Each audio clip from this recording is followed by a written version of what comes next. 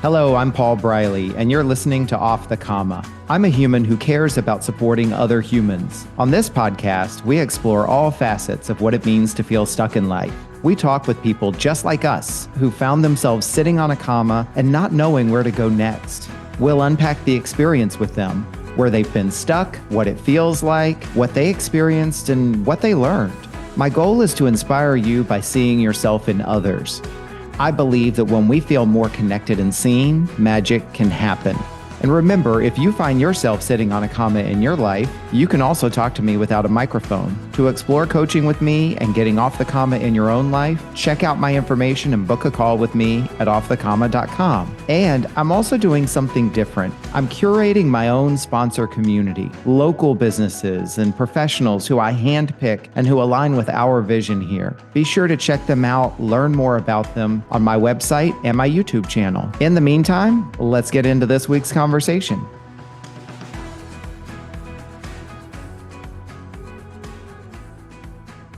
And we are back this week with another episode of Off the Comma, and I am so excited to be here. I can't believe we are in the home stretch to 100 episodes, actually. This is episode 97, and who knew that 2 years ago that I would be doing a podcast? And who knew, I'm sure probably for you too, Amanda, you'd be, sharing your story for the whole world to hear on a podcast. It's so cool. And I'm going to introduce you or let you introduce yourself in just a second. But I just wanted to say, again, thank you for being here. It's such an honor and a privilege to be able to have this space, to be able to share people's stories, share people's experiences, and to give us all an opportunity to listen and to be listeners and just kind of take some of the stuff out of the way the world is unfolding right now. So I'm very happy to be able to hold this space. And this week is certainly no exception. Usually I talk a little bit about my guests and where they come from. What's exciting about this week is after all of our past guests for the past handful of weeks or so, I'm talking to somebody from my town of Sacramento, and very excited to have Amanda Facio here with us today. I actually had the privilege of meeting Amanda, and she runs in some of the same circles that I do. And I am going to shut up now and let you introduce yourself. Amanda, before we get into your story in a little bit, tell us about yourself. Let's start with, how would you like to be known? And then what would you like for us to know about you? Oh, thanks, Paul, so much for the introduction. So happy to be here. Again, my name is Amanda Facio, and I would like to be known as energetic, focused, task-driven, with a lot of fun on the side. So I am from Sacramento, currently live and work in Sacramento. And, there's a lot to know about me. I am a learning and development professional with 15 years experience. But, I also am a wife and a sister and an aunt and all of those fun things that come along with life. So, balancing act, which we'll talk about here in the podcast. That's what that's what I do throughout life. And I'm really excited to be a part of the podcast that really does make such an impact in telling everybody's story, right? And having that open space to communicate.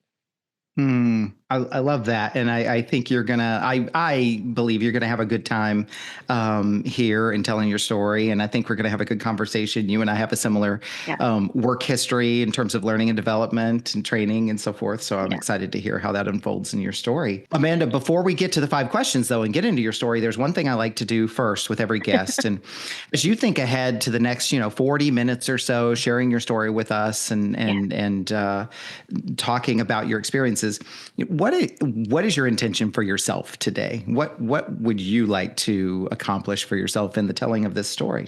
Oh, I love that question, Paul. And you're going to make me think for just a moment. But my intention for today is really to talk through all of the growth that I've accomplished over the last couple of years. I've really seen, professionally and personally, a ton of growth. And with that comes growing pains, right? So I think processing all of that, this will be a little bit cathartic for me today. I think I was kind of prepping and going through some notes and realized, gosh, this is really going to be a cathartic experience to talk through this.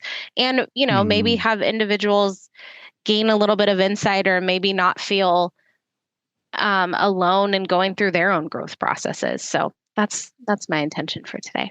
I love that, and you highlight a thing that I think is sometimes underestimated or under acknowledged about these podcasts, and ours in particular. Right? Is I always thought about it in terms of the impact it would have on folks who are listening, and inspiration and feeling connection and so forth, but the impact that it has on the person telling the story, right? Like, Yeah. it's not just, oh, I might help someone, but often telling our stories can be so helpful and so meaningful for us too. Like you said, there could be Yeah. release, there could be learnings, there could be insights. So Yeah. thank you for So sharing that. true. My intention today is to support you in your intention, and to do so by creating a space for you, but to be able to share, your story today. The mic is yours.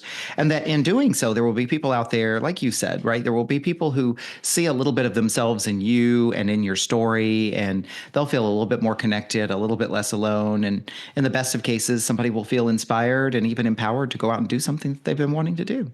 Yes, that would be the golden measure for me, Paul. Nice. All right. Well, let's get into it. Let's start with the 5 questions. Again, you and I haven't talked before. I don't know what your story is about, and so I'm looking forward to learning more about you through your story. And the first question is, Amanda, where in your life have you found yourself sitting on a comma? Oh man, where have we not found ourselves sitting on a comma? But for what for today, I'm going to focus on really talking about my career and life. Um, I've really been incredibly fortunate through both my career and personal life to receive just a tremendous amount of opportunity, all of which I've worked really hard for. But despite that, I think my comma really comes from this kind of sense of imposter syndrome that sometimes Mm, lingers, right? Questioning, am I truly qualified for everything that I've achieved?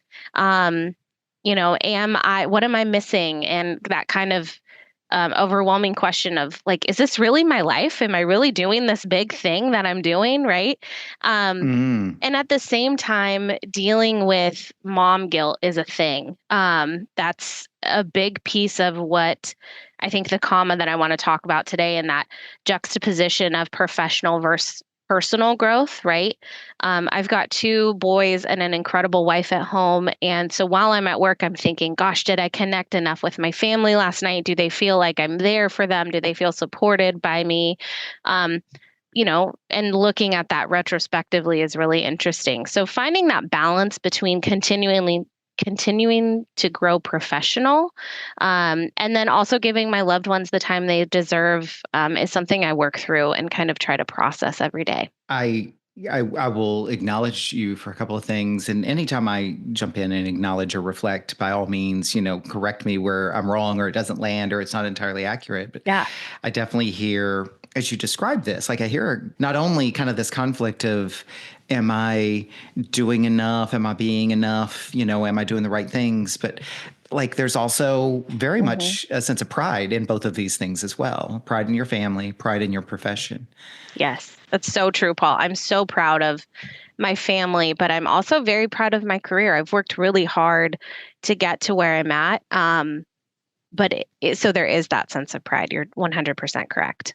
When you say, I don't always ask this question this way, but when you put this out here as what you're sitting on a comma with, between your professional life and your family, what hmm makes it a comma? Like, this is the part where you can kind of get into it more and tell us more story here, but what Yeah, is it about this that makes it feel like it's sitting on a comma? great question. For me, it's about, so I have a 3-year-old and a 14-year-old at home. And we were sitting there and I was talking to my teenager about um, college. I was talking to him about how grades matter and being involved matters. And I started really looking at our family plan. This is such an A-type personality. Our family plan for 2025, right? And a lot of that is how do we, make sure our calendars work? How do we make sure we've got enough going on, but not too much? And then looking at my son is involved in ROTC and looking at all of his volunteer opportunities. And I started thinking about, oh my gosh, do I volunteer in my community, right? Am I setting a good precedence for my kids to show them that that work-life balance is really, really important? And then, I'm going to go back to mom guilt.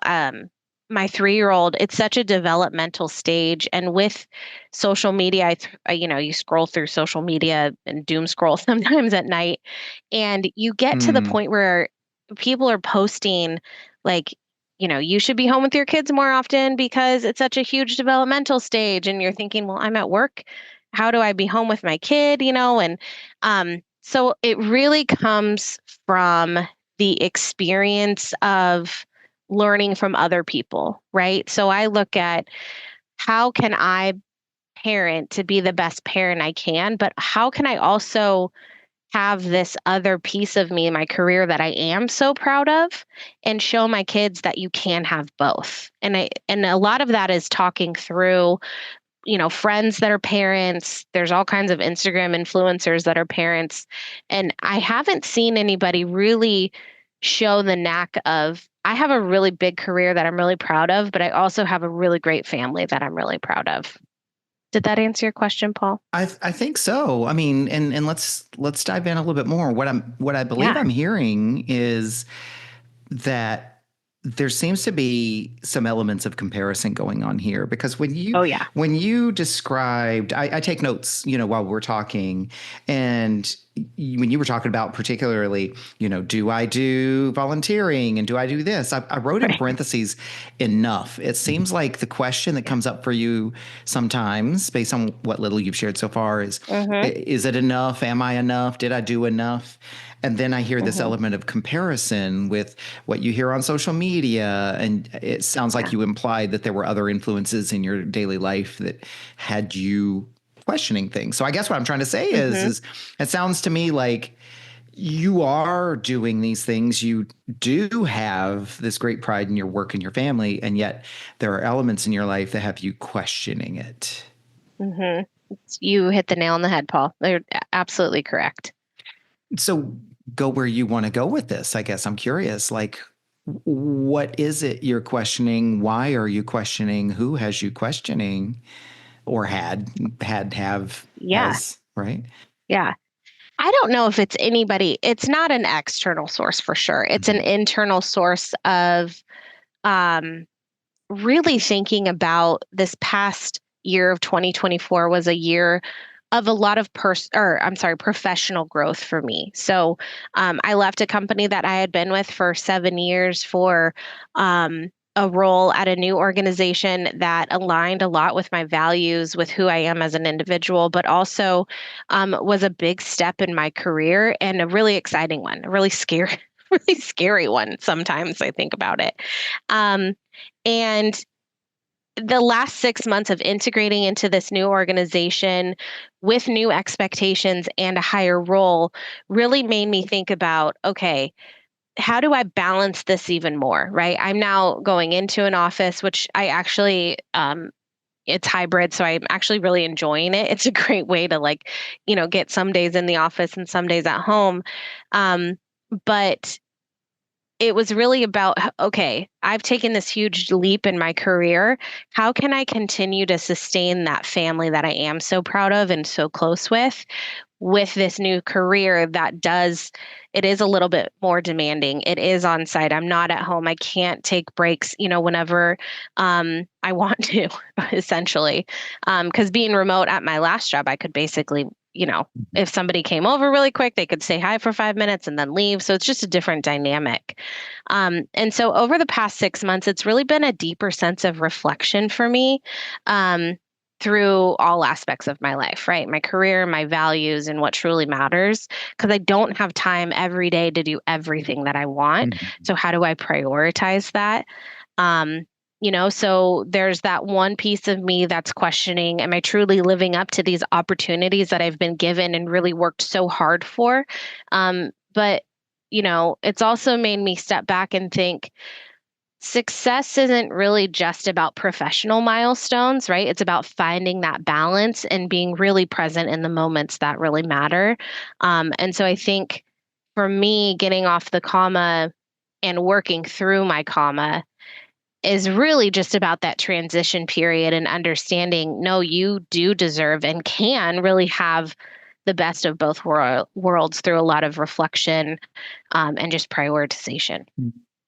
I can hear a lot of well, you said reflection, but a lot of thought and a lot of like processing about what's happening in your Mm-hmm. life and what you have in your life and so forth. And what I haven't heard, which is interesting, is I haven't heard like an uh-oh or well, all this happened because, or I mean, obviously you said, I took on a new role. It was an exciting new thing. It's new responsibilities, new dynamic, less time at home, more things I have to do. Mm-hmm. And that had you reflecting and kind of pondering and questioning. But I didn't hear well, crap, this happened and now that's really thrown things into a loop, or a new problem has been created. Is that something we're just missing in the story, or is it no, that's not really what's happening here, or something else? Great question. For me, there's not like a big earth-shattering or groundbreaking thing that happened. My well, for me specifically, but I'll actually talk about for my family structure. My wife actually um, left a job that she liked, but she was ready to be on her way out, and she's now working for a company that's 100% remote. And so this is kind of trivial compared to like some other of your guests, but our kind of was I have to go to work. I have to work from, a certain time, and school drop-offs or kids pickup or activities don't always fall outside of those Mm. hours. So for us, it was um, how do we rearrange our schedules to ensure that, everybody's being picked up on time, to ensure that they're getting enough time? And how does that work within our, community? My wife and I do a lot within our friends. We're really involved in the kids' school. So just how do we rearrange all of that and make that all work? Well, and that makes some sense too, right? Because you use the term mom guilt, and when you Hmm. describe, well, the uh-oh was like, oh, I'm not going to get to do things the same way that I used to with my family. Totally. Yep. There's logistics that have to be figured out, and it sounds like you feel a certain way about Oh, yeah. missing out on those opportunities, and yet it was for Hmm. the benefits that came with taking on the new role. Yeah. That's totally correct. And that's a much more eloquent way to put it. But yes, it was about my uh-oh moment, I guess, would be, oh, I can't do this because I have this commitment to this role, which I love, but I also love Mhm. being involved with my family, and I have to give in one space. And right now that's giving with my family, or that's giving up time with my family. That's okay right now for the point in my career, but it was an interesting process to try to get there for sure. Mhm. I think, what is also interesting about this is, and I try to be careful about making blanket statements, Yeah, or at least kind of prefacing them as they're my opinion. But I think there could be people out there who'd say, well, then your decisions, there's like a good and a bad element, totally. and which was right and wrong and that sort of thing. And I am of the opinion that it's like, two things can be true at once, and Mhm. there doesn't have to be a right or wrong or good or bad here, Mhm. because you made choices, you and your family made choices. Each comes with benefits and costs or compromises, Yeah. right? So what I would rather ask is, in addition to what you've shared with us, what is it like for you to be in that place, in that position, to have made the choice Yeah. because those were the choices you wanted to make? Yeah, it's tough. It's not an easy. It's such a double-edged sword, right? Like, and I'm getting a little teary-eyed thinking about it, but it's such a double-edged sword because Mm. I do take such pride in my career, and I always have. Like when from my first job until now, I've taken such pride in who I am. And a lot of, most of my life, my career has been my identity until my two boys came around. And then it's like, well, that's not so much, my career isn't so much my identity anymore. Um, it's really both. And you hear, you can't have both. You can have one or the other. And I've heard that for a long time. And I'm Mm. almost like, no, I can have both. It takes a lot of work, it takes a lot of intention, but I can have both. And so being in that spot of making that choice to pick a career, pick a role that excites me and have to give up on that family time, it was a it wasn't tough, but it was a decision that I really had to make and say, okay, this is a Hmm. selfish decision for me, but it also helps my family, right? Like um in multiple Hmm. ways, but it was a there are days that are challenging. There are days that I'm at the office that I'm like, I wish I could, you know, go pick up my youngest from school today, or I wish I could go pick up my teenager and, see how he's doing and take him for, an ice cream after school. I don't think he'd go. Teenagers and ice cream after school does not, I don't think he'd go, but yeah, I know. They're missing out. They're But missing out.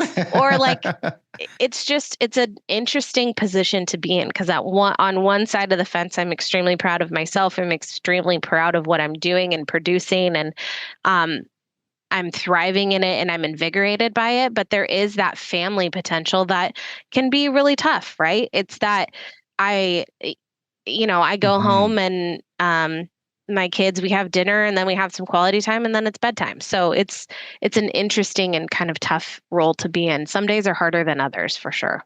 Yeah. Well, I just want to acknowledge you for that because these are not easy decisions. I mean, for any Yeah. family, for any parent, and you have a lot of responsibilities to these decisions Hmm. and the like we said, the benefits and the compromises that come with the decisions and yet when you Yeah. were, opening your story up for us, the pride in your family, the pride in this new role and the new job and just Yeah. the happiness that came through in the way you described it, we get to you're showing us the bright sides of it and Hmm. yeah, and here's the things that also come with it that I have also chosen Yeah. and that's all by my choice and Hmm. it's not easy, but it doesn't mean it wasn't the right thing for me to do.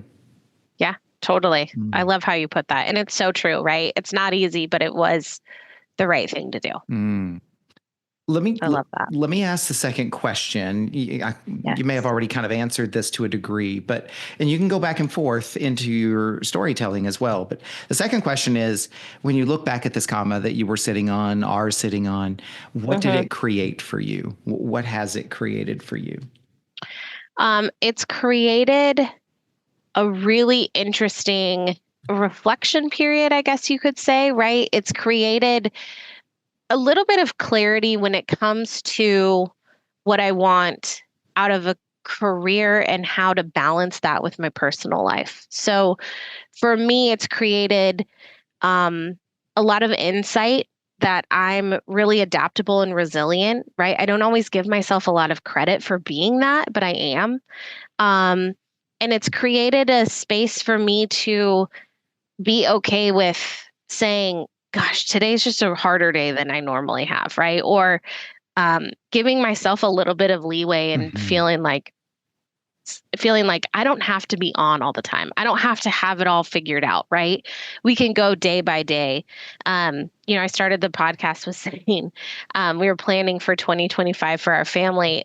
There are days that I'm like, well, this is not in the plan, and that is okay, right? Like, Mm. there are days that, we don't want to cook, so we're going to order a pizza for us and the kids, right? So just understanding and being clear with myself that um, it is okay to have it not figured out, right? We'll Mm. eventually figure it out.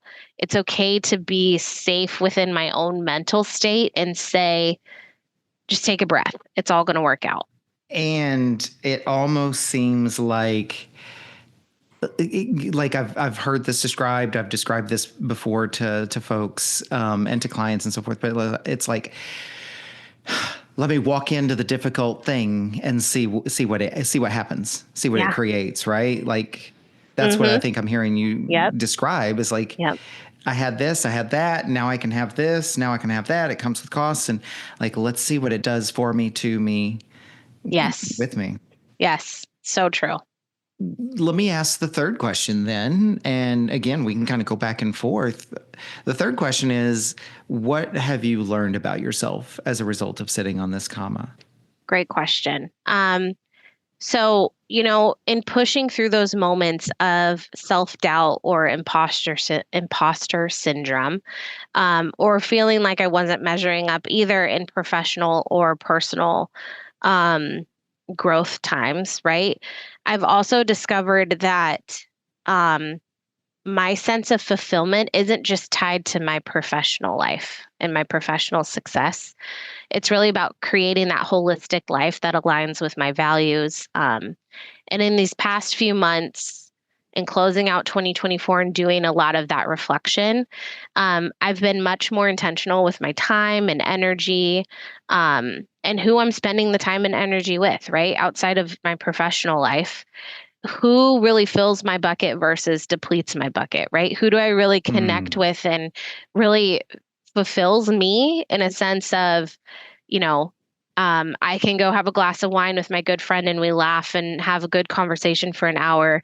And do I feel drained when I leave, or do I feel like, oh, that was so great, I needed that? And as long as I'm feeling that, Mm. oh, that was so great, I really needed that, that helps me to come back and be a better mom, a better employee, a better Amanda.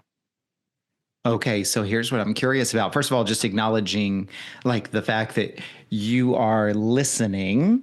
You're Hmm. listening to yourself as you go into things, as you do things, experiment with things and so forth.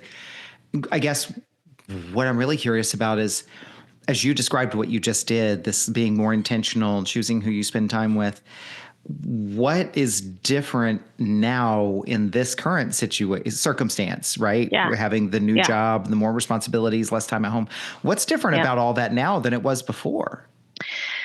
Um, I think it's me, like I'm a different human, right? Part of it is the role that I've taken on doesn't allow me to have much wiggle time just out of, you know, I could if I wanted to, but a lot of times my calendar is booked all day at work. And so I'm going from meeting to meeting to meeting. So for me, it's what's changed from before, to answer your question directly, is really understanding that not everybody who comes into my life I have to be like best friends with, right? Or I have to really Mm. grow that connection with. And it's funny, my mom has said to me for years, like, you can't pour from an empty cup. But I Mm. would back, in the past, I would give everything, every piece of me to whoever I was interacting with. And I would leave those interactions and just feel that, like, that I didn't have fun. I didn't enjoy like, maybe I enjoyed myself, but I don't feel renewed. Right. And so now I'm being really intentional with who I'm giving my energy to, also who I'm not taking energy from, but connecting with, but also with this new role and, having two kids and being a wife and all of that fun stuff. I have to be really intentional with my time and build my time around, okay, how do I build my time around family, friends, work, and make all of it work together where I do feel that sense of fulfillment. Um, and pursue things that help me be more mindful and set boundaries, and learning that it's okay to say no. It's okay to say, like, I'm really tired tonight, I'm just going to take the night off, right? It's interesting that in your story, because I'm always kind of thinking about the arcs in the story. In your story, that kind of starts out about saying yes, is teaching you how to say no. That's true. What would you say about that? Yeah. I kind of giggle because it just goes along with my story, right? It's just, how do you balance both? You say yes, but you also say no. um I would say that it's a perfect way to describe it, right? I said yes to this big new role, and I said no to over scheduling and over exerting myself with things that don't fill my cup. And so it's really about learning, for me, to embrace both achievements and those moments, and take, those challenging moments that come with stride, and that it's okay to slow down and take a step back, to Hmm. reflect. and relax and connect and, learning how to make all of that work all together. I love that. And it's so interesting, right? Like these are things that I would assume that you probably couldn't have predicted No, that when you said yes to the new opportunity, right? So no, not at all. let me go on to the fourth question and see kind of where that takes you. So the fourth question is, what has changed for you as a result of sitting on this comma? Gosh, what hasn't changed? I guess would be the question. But the biggest change for me is really looking internally, and the shift in how I define success, right? And for me, it's moving away from those professional milestones and bringing to light that focus on the balance pieces of my life. Focusing on showing up more for those Mm, that I love, as well as my career, and being bold enough to say, I do deserve to have the best of both, right? I do deserve to have a good career. I do deserve to have an amazing family and support system outside of work. Um, and just being really intentional with that for myself. it seems kind of at this point in the story, you started by describing mom guilt. Hmm. And now it doesn't seem like, where you are at this point in your story and maybe at this point in your life, you tell Yeah. me that, well, I don't know if any mom can ever really let go of guilt. I'm not a mom, but I certainly had one and I'm friends with very many of them. But, Yeah. but it sounds like you might have a different relationship with the guilt, if you have it at all, than you did before. Yes and no, right? I think some days I feel bold enough to say, I am doing this at the end of the day for my kids, right? We're providing, or I'm providing a great life for them. But there is that aspect of mom guilt, and you're right, Paul, you never truly get away from it, right? When you're at the office for a really long day and you come home and you're just exhausted, or going to that happy hour with that friend that fills your cup, you're like, well, I could be spending that with my kids. But it's really it's a weird it's a weird mindset, I guess. Mm, So yes, I've worked through a lot of it, but there still are days that I just wonder, gosh, you know, is this should I be feel guilt for doing what fills my cup, or what I'm proud of, and showing that aspect of it? Um I think that's just it's a weird spot to be in, and I don't know any other way to describe it but mm. weird. But so yeah, some days I'm good with it and some days I struggle with it. Well, I was going to say, it sounds like you describe it as it's situational and it depends on the Yes. day, right? It's not like an overarching kind of No. thing that weighs over everything. But Hmm. as with any mom and as with any situation, any person dealing with something, like, it depends. Yeah. Sounds like Yep. when you find yourself in those, I'm having a lot of fun with these questions, by the way. Oh, good. When you find yourself in those situations where you are, this is I think this is helpful for others who are listening, but when you find yourself in those situations where you're feeling the guilt that day, right? Hmm. Hmm. What do you do? What do you do with that for yourself? Oh man. um Sometimes depends on where I'm at, right? So sometimes I'll go exercise. A lot of times I'll call um am I going to get emotional? This is wild. Mm, A lot of times I'll call my wife and just say, did am I doing the right thing? Am I making the right decisions? I'll also call my mom, or my sister. We're all, pretty close. And so um, that support system is crucial to me, right? mm, And just having that safe place to be, a blubbering mess and just kind of get it all out and vent, or and then for them to say, give me that honest feedback, either yes or no, or hey, let's talk through that a little bit more. So for me, it's my wife, my mom, and my sister, and really um, having that support to give me the honest feedback and that clarity that I need to work through. mm. I want to honor your emotions that you were feeling there. What was coming up for you as you were thinking about your wife and your mom and your sister? Um, just gratefulness, right? I know that I am so grateful to have such a strong support system and those that are that are closest to me. And just thinking about, all the conversations we've had that are honest and sometimes difficult, or, working through those challenges, whether it's my challenge or their challenge, or, my wife and I working through whatever kind of challenge is going on with the kids or whoever, right?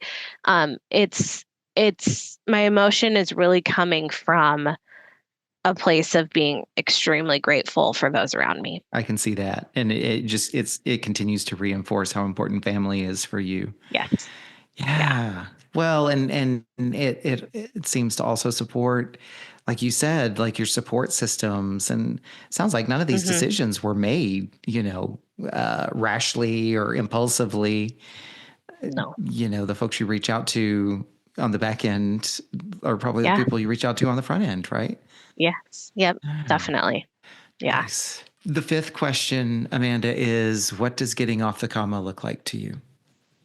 Gosh, getting off the comma is really working through that feeling bold enough to feel like I can have it all, right? Like I Mm, said, is that in your last question with the result of getting off the, or what changed for you as a result of sitting on the comma?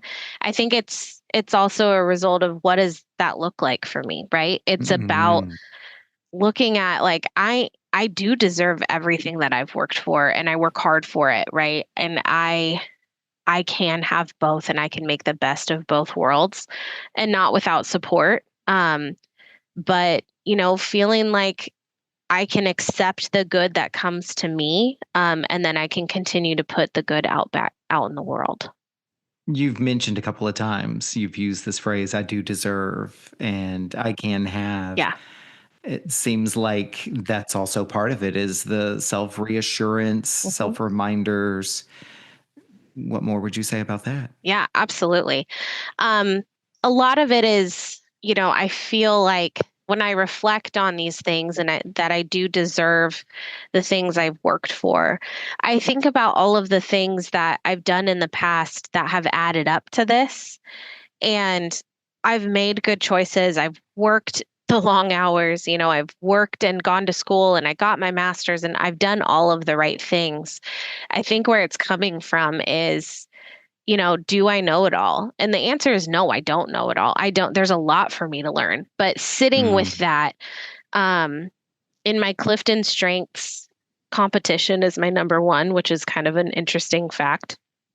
And with my coach, I was going over it and she said, that's actually a good thing. And it shows that like you want your team to be the best, right? Like I don't want to step on people's toes, or it's not about that. It's about um, how do I continue to grow year over year? And how do I continue to put myself and my team and my family in the best position? Um, and just making sure that, like, I want good for my family and I'm a part of that, right? So I want good for me too. I'm not an expert on all the Clifton strengths. I've certainly been through the assessment and I've done some work with it and so forth. But Hmm. it strikes me, and you'd have to tell me based on what your coaches have told you. But with competition, it's not always about other people, right? Like there's the Right. competition and the competing itself, and then there's that drive, that internal drive, the striving Hmm. for or seeking or wanting goals and so forth. And it seems like in your Yep. story there's also a little bit of competition, meaning like competition with yourself and what you can accomplish. Oh, absolutely. That's 100% accurate. Well, this has been an awesome conversation. I know there's probably many different directions we could take the story, but all podcasts must come to an end. So, as Yes. we kind of bring things to a close, where could people find you? I'll put all the links and the information in the show notes, but if people wanted to contact you, reach out, connect with you, maybe hear more about your story, where could people look you up? Yeah, absolutely. So you can find me on LinkedIn, Amanda Facio. And that is probably the best way to get in contact with me. Awesome. Okay. And then the last thing that we do in every episode is a section called acknowledgments. And, this podcast is all about, lifting up people's voices and stories and letting people be heard. And we really couldn't, finish your story without giving you an opportunity to boost or lift up or give a voice to people in your community who matter to you. So what we offer here is, as you look at your circle, who would you give a voice to or acknowledge? And that could be causes, organizations, it could be other creators, it could be family members, loved ones. So who would you like to acknowledge today? And I'll make sure to put that information in the show notes as well. Perfect. Thanks, Paul. So, acknowledging really first and foremost my family, my kids, my wife, my mom, my dad, my sister, all of everybody that I love in my support system. I want to acknowledge them. There's probably too many to link, Paul, so we'll just leave it at that. Second, I really want to acknowledge, my past mentors, one of them being Julie Cordick. She was incredible, and really let me fly and let me work through a lot of like my professional growth that wasn't pretty.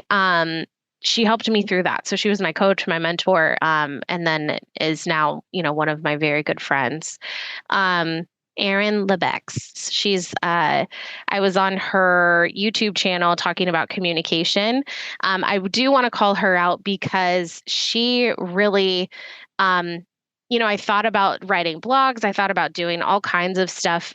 She asked me to be on her YouTube channel to speak about communication. And I thought, oh, cool. And that really brought me into this space of connecting and really this outside influence outside of, my day-to-day role. So shout out to Erin. Thank you for being a thought partner and promoter. So shout out to her. Two other ones, and then I won't continue the list, Paul. I'm so sorry, but as we talked, more came to mind. The ATD Sacramento board has been instrumental in just growth in general in the area, so I want to lift them up. And then the LGBTQ Sacramento group, just for everything we stand for and values, and in this time, I really want to lift them up as well. And for ATD, for folks who don't know, that's Association for Talent Development. And so that's the professional association with the local chapter that supports you professionally and all of your professional development needs. Yep. Wonderful. Well, Amanda, thank you so much for sharing your story and coming and spending time with us today. I definitely believe that this will resonate with so many people. There's so many folks who are going to be able to appreciate exactly what you've been sharing and probably even relate it to their own world. And not just moms either. Yep. I believe it really does resonate with a lot of folks. And I've certainly taken some things from your story today as well. So Thank you very much for being with us today and sharing your story. I look forward to seeing how things unfold for you. Thanks so much, Paul. Thanks so much for having me. It was great.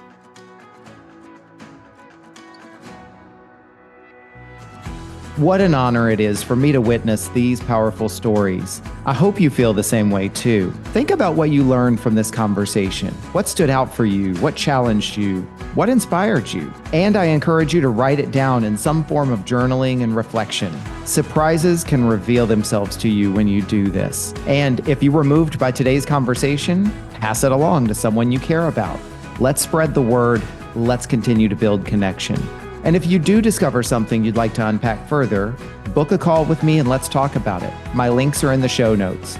Be sure to like this episode, follow the podcast here on this platform and social media at Off the Comma. And feel free to comment and interact with these posts and episodes. Check out my website for workshops, events, and my sponsor community. I'm covering the costs of production by curating my own sponsors who align with our vision. Be sure to check them out. They're all powerful people and businesses. Thank you for listening to this episode of Off the Comma. As always, keep noticing and keep listening.